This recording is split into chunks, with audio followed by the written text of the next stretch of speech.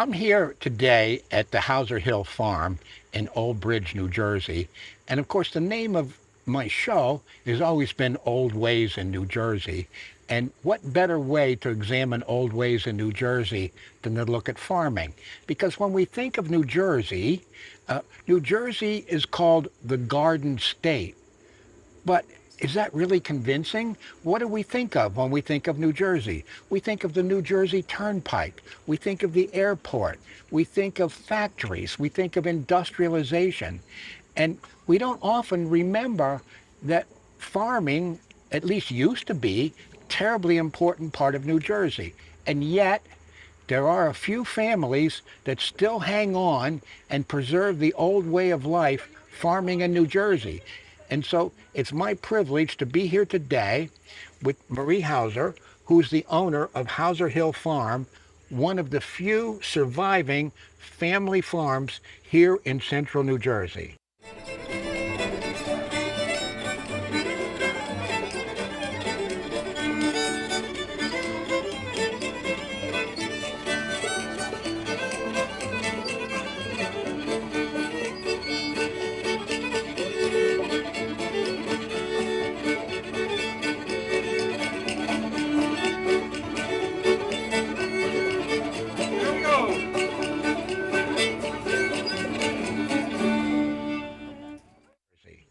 Welcome, Marie. Thank you, and welcome you to my farm. I hope everything looks nice to you. We try to Yes. keep it up, And and it's very productive. now I understand you grew up in the Bronx. You're basically a city girl.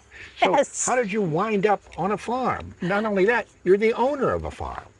Well, I was young. I was with my family, my mom and dad, and they had enough of the city life. It wasn't what it was used to be. It was changing rapidly, and evidently they didn't like what they were seeing, and they said it was time to move on, get out to the country again. I was, at that time, I was almost 18, and I was working with the telephone company, and I commuted back and forth. And one day it was warm and hot, and went for a swim, and that's how I met my husband, Clarence. This must have been like 75 years ago. Yeah, about 1948. Wow, 1948. Yes, and we And, was married in 1950. well, now it's 2023. Allow me to ask, what are some of the changes you've noticed in farming over these last 70 years? Oh my, big changes. I mean, a lot was more hands on and back breaking. And today, of course, you got the technology of every machine going. It does make it a lot easier, but it's still hard work. When you were a young woman and you were first married to a farmer here in central New Jersey, what were some of the chores that you had to assume? Well, first of all, taking care of the house, taking care of children. And when I wasn't doing that and had time, I was brought outside with my husband to either help spray the grapes, because we used to have a grape vineyard right out here along the road, and I drove the Caterpillar. Huh, good for you. And then plus I didn't have to, but I did. I cooked for the farm hands. We had 2 farm hands. They were 2 gentlemen. They were very, very good people. And I would cook a big lunch, because then my husband would be off to market, and he'd leave around 3 or 4, so my big meal was at lunchtime. Yeah, of course. Now I understand that at one point, many of the apples were shipped off to make apple cider, but then I was told that there was competition by the apples being imported from France, and the market for apples more or less collapsed. Yes, they came in more and more and more. And I guess, like you say, with the technology too of making the apple cider was a different way of what we used to do. We used to bring it down to layers, is what was called layers.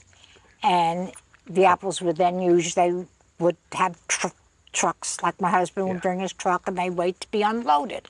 But then, like you say, they were bringing them in, they were cheaper, they were bigger bulks, and it kind of cut through you. So this resulted in a loss of income for Oh, the yes, family. that's why So, my husband went to the bus business. so your husband tried to supplement the family income with running a A bus bus, service for the schools, right. which continues to this day. They absolutely, my son now takes over it, and Yeah, that's John, not George. yeah. John has it now, Browntown Bus, but that's what, like in the winter months, there isn't much income on a farm in the wintertime. Yeah, so your son John continues the farm, but it's helped with the supplementary income from running the bus Right, business. Yeah. absolutely. I guess that kind of explains some of the business aspects of running a farm. It's a struggle to make a living, is it not? It was then, yes. I guess in those days, I think it was pretty near a struggle for a lot of people. Yeah. Because, I mean, after coming out of the Depression and then the war, it certainly didn't help everybody for an income or a job. And we were right along with them, so we felt it. At, at the risk of putting you on the spot, do you see farming as a business or as a lifestyle choice? I would more or less say today it had to be a lifestyle choice because there isn't too many, and not to hurt anybody's feeling, but the young guys don't want to go out and do back-breaking jobs. Yeah. They're all in with the computer or something else, which is grand. But if you don't have food, knowing that computer is not going to help because you have nothing to eat. How has the machinery changed over in the farm? The machineries have improved greatly, and it has helped out tremendously with the work hands and whatnot, but you still have to be out in the fields. Has your son John ever talked to you about getting out of agriculture, or is he devoted to the lifestyle choice? No, I think his first love was farm, and it always has been. I think he wants to get out of that. He wants to get out of the bus business. That's good. And I think he'd be very contented to the day he died if he can do the farm. He loves it. Well, Marie, I want to thank you for filling us in on the history of the Hauser Hill Farm. Right. And hopefully we can take a look around and see some of the landscape here. You sure can. You have my blessings. You go to it, and if you can talk people into farming, especially the young ones, that's what my son is mostly doing now for the, what do they call them, the young farmers now, or? 4-H. Yeah, right. I'm glad you came, and I hope, you enjoyed the tour. Yeah. I want to thank Marie for her help in explaining the history of the Hauser Hill Farm here in Old Bridge, New Jersey. And now we're going to segue into a tour of the farm with her son, John. He's going to show us around the place. My name is John Hauser from Hauser Hill Farms and the Hauser family. Both my great-grandfather, my grandfather, my dad, myself, and now my kids have all worked on these premises here through the last 5 generations. So we all go back to our favorite stories about the farm here growing up, and chores or tasks or jobs that we had, and it always makes a nice story when you sit down at the table. I currently farm fruits and vegetables. We do it full-time. We do the retail market, which I think you maybe saw earlier, and I do a lot of tailgate markets where I travel with the produce in the trucks, and we bring it to the different communities where they hold the farmers markets. Produce can be found 6 days a week, Tuesday through Sunday, on our home farm stand, open air farm market on Ticetown Road at 261 Ticetown Road in Old Bridge. Thursdays during the week is our beginning of our travel week there. We're in Keyport, down there at the waterfront area, right in what they call Fireman's Park there. Also on Thursday, we're in Rawway, up at the Rawway train station, right downtown Rawway. Saturday, we're down in the Highlands, we're in Huddy Park. And on Sunday, we're in Red Bank at the Galleria Shopping Center, which is one of our oldest markets. We've been participating in that one for over 30-some years now. And annually, one of our favorite days and favorite weeks there is the Middlesex County Fair. I'm on the board of the Middlesex County Fair Association, vice president there, but to keep some ag and some representation there of what's grown in Middlesex County, we set up there for the entire week at the Middlesex County Fair. Being a farmer has its challenges. For a long time there, when I first started out, it was difficult. It was challenging. I'll be perfectly honest, and I couldn't derive a full-time living salary on the farm alone, doing it just part-time there. And as many farmers do, we have a secondary business or secondary income, which was very helpful there. My dad had started a bus company back in the 1950s. Then it's been a help to have income during the winter time when the farm is off. And both have evolved and grown a little bit. The farm has gotten busier, and we're more sustainable. And due to a lot of efforts of everybody pitching in, the whole family there. And the buses, we're trying to slow down with a little bit and get back to a more reasonable life where it's not 7 days a week all the time. The reason that we've been so driven here, or I've been so driven, is kind of to keep the legacy going with the farm operation there. I didn't want that to die off there, and I was always had a love for it, and I actually enjoy it. I know it's a challenge to be out during all the different types of weather and different conditions out there, but it's been so rewarding when you do get to crop and it does come in and you get the opportunity to bring it to the tailgate markets or to the road stand, and just to be able to put it out there and be proud of your product. And when you get a little feedback from the customers, which we do a lot about how they enjoy the quality and the freshness of the product there, it just keeps you going there. And with the buses and the farm, like I said, it's quite it's been quite a time strain and stuff like that, and you had to love both. So I love farming the most, and I wouldn't let that die off, and it was a struggle to keep it going, to bring it back, and it was all just my drive, maybe my overdrive, to keep them both going at the same time. And I definitely was always split between the two operations, and it's been a juggling act, and I finally did figure it out, but it is a tremendous amount of time and effort to keep both going. So how do you keep everything and everybody organized and prepared for the upcoming seasons and the day-to-day operations and stuff like that? I try to sit down each morning before we get started and ask my nephews help me on the farm there, and I have a couple of workers there. Maybe I'm not sure where they finished up the day before. We see what's left over. We get make a plan. The plans each morning sometimes have to change because of weather. You know, I could say, you know, we're going to go spray today, but you get up and it could be raining, so right away you have to go to plan B. So we try to, there's always enough jobs and work to be done there. We're always, seems like a little bit behind trying to catch up there without the help of the wife and the office administrator there, and some actual paper physical things. I'm still big on paper register and everything, and you know, trying to keep it going that way there. I'm not very good on the computer there, so maybe the next generation will be using that more than I do. But mostly I do participate in a lot of the organizations that the farm community has available. I sit on the Middlesex County Fair Association. I told you, vice president there. That's a volunteer job.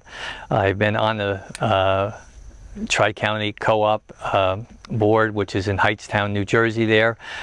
Pretty much my past 30 years. I'm currently the secretary there, and been able to keep that business afloat and alive there. Past president of the Middlesex County Board of Agriculture, past president of the New Jersey Direct Marketers Association, member of the Farm Bureau, director for the Farm Bureau down in Trenton.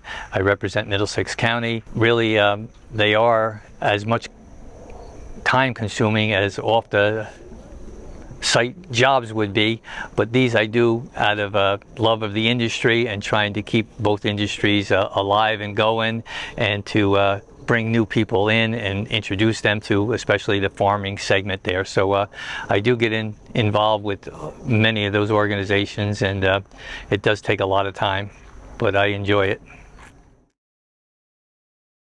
Okay, we're here on Morganville Road at my grandfather's farm. The house and buildings are still here. The farm is a lot smaller now, but I'm just going to show you a few of the different things that he used or I used in the past here. This might look somewhat familiar. This here is called the corn crib, okay? Back then we picked corn on the cob yet, so it was either way back it was hand-picked, and later it was picked by a corn shocking machine that would actually pick the cob, leave the ear, all the kernels on the cob, and you would put it in here to store and dry for the winter time. So if you can look closely, you can see that the walls are lapped on the outside, but on the inside they have very fine little 1/2 inch by 1/2 inch wire. That was to keep the squirrels, the rabbits, the mice, the rats, everything out of here while you stored it all winter. And that would be enough corn then for the animals that we kept. We had he had cows here, work horses, and of course chickens and things like that. So the corn had very many possibilities there to be used for, and a necessity to really, feed the livestock during the winter. You didn't want to run out and buy feed. You always wanted to have your own, hay and corn around for the animals.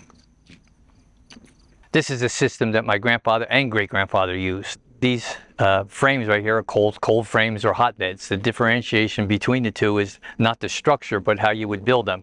In the old days, to make a hotbed, we would bring in fresh manure. We would put 12 inches of that in the bottom of this frame, put a little soil on top of it, and then put our seeds right in there. This is before the time we had greenhouses with heat. So that composting manure in the bottom would make the bed hot, and you would trap that heat in there and the seeds would come right up. So you can open the top like this here, leave 12 inches like this. That lets the heat come out of there so it doesn't get too hot. If it's real nice, you can take the sash completely off. Or another way we like to do is we like to tilt them up, and then we use a stick right in here, and that lets some air in there completely and some wind, and all of that's used for the hardening oil process. And at nights, if it gets too cold, then of course we have to cover the sash, but most nights when it's not going to be a freezing night, they're fine in there. So that temperature drop helps harden them off also. So not when I did, but my grandfather, great-grandfather did hay would come in loose. So they would pick it up out of the field with the pitchfork and put it on a wagon. They would bring the wagon right underneath there. Somebody in the hayloft then would let the hooks down, grab a bundle of it, pick it back up, and then that bottom trolley right there, he could run all the way to the back of the building and drop it. So they filled the whole upstairs with loose hay instead of baled hay. That's before they had balers. So that shows you how far that goes back. Here I am upstairs. This is this year's crop of straw and hay that we brought in already. And like I was explaining earlier, before they had bales, that trolley system up top there would be used. These top doors would be open. Somebody here lowered the rope. Big tongs would come, grab the hay, bring it up, and then he would walk it all the way to the back of the building and let it drop. And underneath here, where we saw those doors where I just came in, were the stalls for the animals. So then there's a door right up here where you could drop the hay right down to the animals. You didn't have to carry stuff around. So this whole building was the food supply and the animal housing all in one building.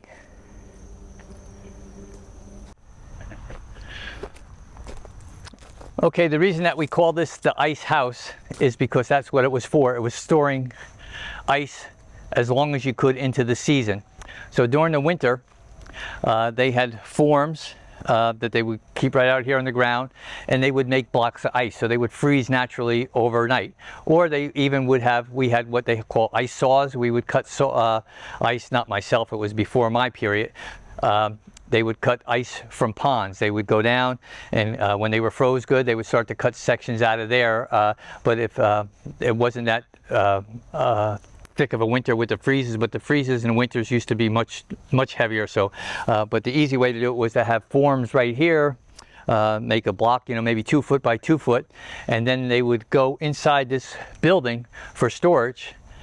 They would stack them in there. They would put sawdust between the layers so that they wouldn't stick together and they could take them out of there. Then that block of ice, they would cut it to a size. The refrigerator that they had in the house, we had no electric. We didn't get electric on this road. I think my grandfather told me one time, maybe till 1936 or 1937.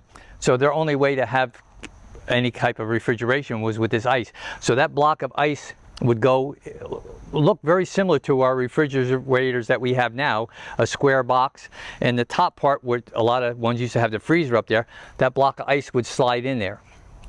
And as it melted, the water would go to the back, and there was a catch pan to catch the water there. But it would keep the contents were all below it in the second door there, and keep everything cool as long as it could. It wasn't like, you know, commercial refrigeration like we have now. But the challenge was to get enough ice in here to make it through as much as the season as you could. Inside of here, you could feel how much cooler it is than outside. So you could see that they took the trouble. All the walls are brick lined. Okay, so that was one of the main features that helped keep it cold for the winter time. Those white, you see, they look painted there in the back there, but they were all, you know, red bricks that were in here. So this whole building was brick lined, and part of it was sunk down so that, you know, in the ground is cooler than above.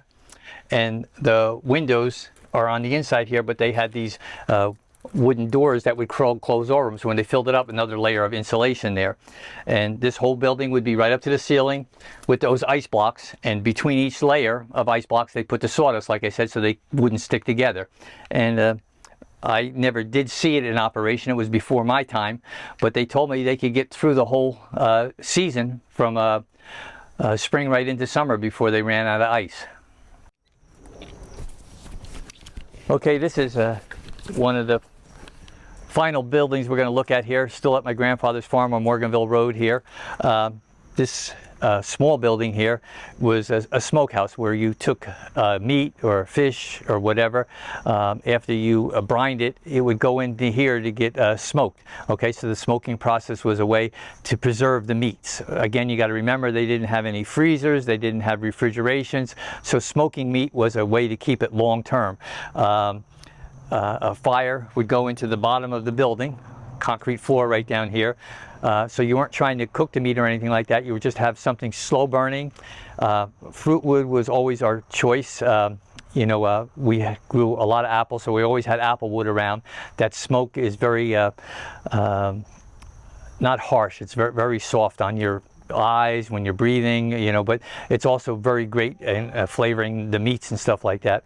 So animals were here present, raised their own animals in stock, and would always do smoking to preserve them and stuff like that. So even in my years, after I got done with school and stuff like that, I raised a few hogs and butchered them myself and did some smoking, not in this smokehouse, but up at my house there, and dabbled into it a little bit. And I'll tell you, it's a lot of work, and it's not always successful. You know, that brining process and the curing process in the smoker, there's a lot of science to it. So you just don't dabble into it if you're not sure what you're doing there. But for them, it was a matter of survival. So without electricity or conveniences and stuff like that, they were self-sufficient, almost like you see now where people say they live off the grid or something like that. At that time, that was the only way to live. So you had to make sure you had enough product grown to feed your own animals. You had to make sure that you grew enough animals to, you know, feed yourself and be able to complete, you know, your task on the farm with the workhorses. The cows were used for milk. My dad even used to raise goats for a reason that the milking goats were very helpful when new parents would have a child that happened to be somewhat lactose intolerant. That's what we use now, but anyhow, the cow's milk was very rich and some of them couldn't digest it, and almost always goat's milk was something that they could. So it was always a need to have some in the area, some goat's milk to take care of the child that maybe couldn't drink the cow's milk there. So it was very useful in that way there, but all ways to put the puzzle together to survive. So if you were to look up here into the ceiling, you could still see the rafters that we used. Those nails up there and stuff were used to hang the pieces of meat on, or fish. You know, fish was something that, you know, in the winter they could catch themselves, and and it would stay in here. It would take a good 12 hours or more to smoke the meat there. But this is the original brick frame and stuff here, and those couple components that I was able to show you here today are all things that I'm familiar with. Some of them I never did use or see them in operation. Many of them I have used, so to be able to share that information with you firsthand, I hope that it's useful to you, and if ever, I'm always a big component of trying to promote agriculture in our urban area now, but there's plenty of opportunity for farmers to get started again. Feel free to reach out to me. My contact information is at Hauser Hill Farms. Love to talk to new beginning farmers or anybody that's interested in getting started. The next generation's got to feed the people that are here and the next generation coming, so don't be afraid to look at farming as a future.